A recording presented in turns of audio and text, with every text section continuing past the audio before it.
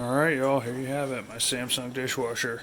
It's less than a year old, and then the normal light started blinking, informing me that we had a leak code, and I've pulled it out of the wall because the leak was the reason that we had to get a new dishwasher in the first place.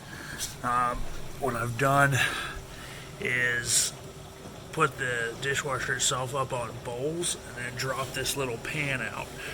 Our old dishwasher did not have a pan like this, and it really damaged the floor. I had to lay new floor down. So this is a plus for this model. The new Samsungs seem to be doing the same thing. You've got a housing down here. I'll move my light. The little styrofoam disc that you can see peeking out.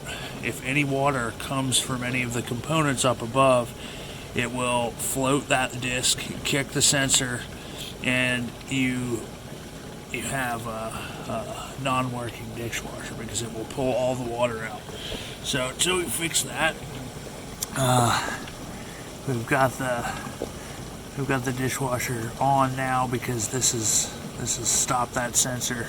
I've located where this leak was coming from, and it's in the back corner there. So on the back side of the machine where your water is coming in, you have on the other side of that this water inlet sensor, and that is where the leak is coming from. It's not constant, but it's enough to be kicking that sensor.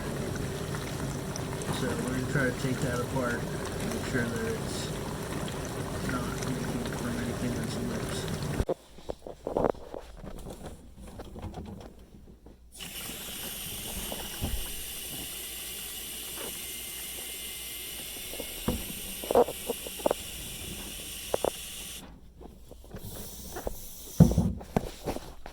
So we've taken it back apart again because I got the wrong one.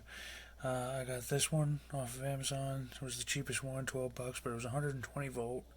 And the original one from the factory on mine was a 12 volt solenoid up there on the top. So we're going to put it back together and try it again because the light for Express 60 started blinking, letting me know that it was not getting any water through this. So we'll try it again. So this was the culprit, the water inlet valve. Corey Zeisloft has a pretty good video on how to take this whole threaded base out of here. But what I found was mine was actually leaking from being cracked here. I did buy the wrong part. The original one is $65 on Amazon. This one that came with 120 volt, which was the wrong one.